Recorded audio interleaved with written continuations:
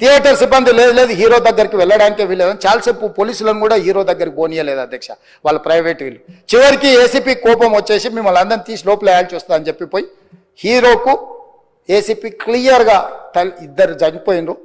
మీరు ఇక్కడ కూర్చుంటే థియేటర్లోనగా థియేటర్ బయట ఉన్న వేలాది మంది ఈ సినీ అభిమానులను మేము కంట్రోల్ చేయలేకపోతున్నాం. ల్యాండ్ ఆర్డరు శాంతి భద్రతలు చేయి దాటిపోయినాయి, మేము లాఠీ చార్జ్ చేయాల్సిన పరిస్థితి ఉంది, మీరు దయచేసి వెళ్ళిపోండి, వచ్చిండ్రు చూసిన కదా వెళ్ళిపోండి అంటే, లేదు నేను సినిమా అయిపోయే వరకు ఇట్లే కూర్చుంటానని పోలీసులతో చెప్పిండని సిటీ కమిషనర్ నాకు చెప్పడం జరిగింది అధ్యక్ష.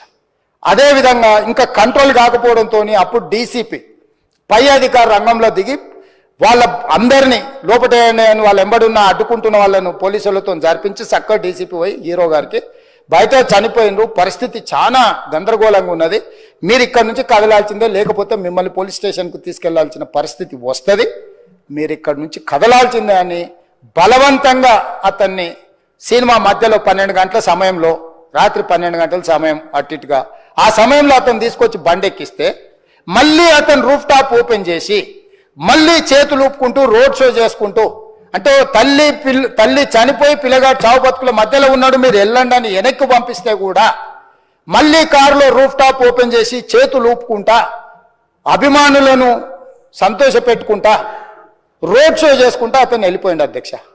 పోలీసులు కేసు చేసిరు, కేసు మీద థియేటర్కి సంబంధించిన కొంతమందిని అరెస్టు చేసిరు, అరెస్టు చేసి 10-11 రోజుల తర్వాత పోలీసు హీరో గారింటికి వెళ్ళిండ్రు. మీరు కూడా కేసులో A11 మీ మీద కేసు ఉందని చెప్పడానికి పోలీసులతో దురుసుగా ప్రవర్తించిండు, మీరు ఆ వీడియోలన్నీ కూడా చూసిండ్రు. ఆ పరిస్థితిలో చట్టాన్ని అమలు చేసే పోలీసులు ఆల్రెడీ ప్రాణాలు పోయినాయి, ఒక నిరుపేద తల్లి చనిపోయింది, కొడుకు చావు బతుకుల మధ్యలో ఉన్నాడు, ఆ రోజు కోర్టుల కేసులు కూడా వస్తున్నాయి, కోర్టుకు కూడా మీరు విచారణలు ఏం చేసిండ్రని కోర్టుకు కూడా పోలీసులు జవాబు చెప్పాల్సిన పరిస్థితి ఉండే అధ్యక్ష. దాంతో మాట్లాడితే వాళ్ళు చాలా బాధ్యతారహితంగా సమాధానాలు ఇచ్చారని మా పోలీస్ సిబ్బంది చెప్తున్నారు. దాంతోనే అతన్ని పోలీస్ స్టేషన్ తీసుకెళ్లారు అధ్యక్ష. ఇక్కడి వరకు ఒక హీరో, ఒక థియేటర్లో జరిగిన సంఘటనలు, వీటన్నిటి నేపథ్యంలో పోలీసులు వాళ్ళ విధి నిర్వహించారు అధ్యక్ష. ఎన్ని సినిమాలు చేస్తే అంతమందికి ఉపాధి లభిస్తుంది, అంతమందికి కడుపు నిండా తిండి ఉంటుంది, వాళ్ళు హాయిగా ఉంటారు, ఫ్యామిలీ సుఖంగా ఉంటాయి. సినిమాలు ఎక్కువ చేసినా సరే వాళ్ళకి ఎక్కువ రెమ్యునరేషన్ ఇస్తారని ఇవి పార్లమెంట్లో పెద్దల సభలో కూడా మాట్లాడుతున్నారంటే వాళ్ళకి ఏ పని పాట లేదా అనిపిస్తుంది. సార్ సినిమాలు చేస్తున్నాం అంటే సార్ బిజినెస్ అవుతుంది కాబట్టి డబ్బులు ఇస్తున్నారు, కాబట్టి మళ్ళీ తీస్తున్నారు. సినిమా మీద సినిమా చేస్తున్నామంటే డబ్బుల మీద డబ్బులు వస్తాయని కాదు సార్, మా వాళ్ళందరికీ ఉపాధి లభిస్తుంది, వాళ్ళందరూ హాయిగా ఉంటారని చెప్పేసి.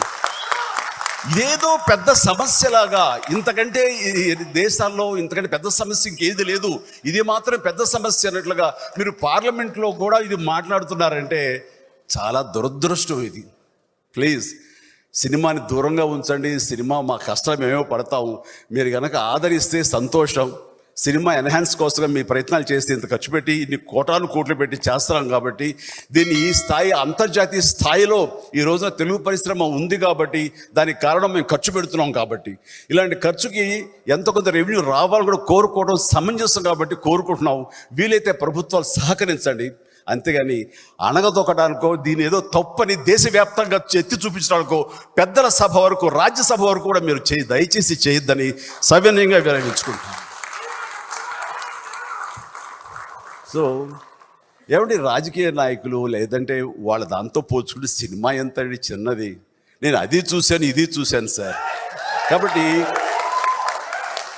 మీలాంటి వాళ్ళు పెద్ద విషయాల్లో మీరు ఇన్వాల్వ్ కావాలి, అవన్నీ వచ్చేలా చూడగలగాలి. అది ప్రత్యేక హోదా గురించి కానివ్వండి, లేకపోతే మనకున్న ప్రాజెక్టుల గురించి కానివ్వండి, లేదంటే రోడ్ల నిర్మాణం గురించి కానివ్వండి, లేదా పేదవాళ్ళ కడుపు నింపే పథకాలు కానివ్వండి, ఇలాంటివి కానివ్వండి, ఉద్యోగ అవకాశాలు కానివ్వండి, ఉపాధి అవకాశాలు కానివ్వండి, ఇలాంటివి మనం ఇవ్వగలిగితే కనుక దానికి ఏంటని మీరు కనుక చూసి దానికోసం ప్రయత్నం చేస్తే నిజంగా ప్రతి ఒక్కరు మీకు తలంచి నమస్కరిస్తాం. అంతేగాని పిచ్చుకు మీద బ్రహ్మాస్త్రంలాగా సినిమా ఇండస్ట్రీ మీద ఏంటి సార్? దయచేసి ఇది పెద్ద విషయంగా మీరు దేశవ్యాప్తంగా ప్రొజెక్ట్ చేయడానికి ప్రయత్నం చేయకండి please. Thank you very much. And ప్రతి ఒక్కరికి మరొకసారి నాతో సహనటినట్లు అందరికీ కూడాను ఈ సందర్భంగా పనిచేసిన సాంకేతిక నిపుణులకి విచ్చేసినటువంటి ప్రతి ఒక్కరిని నా హృదయ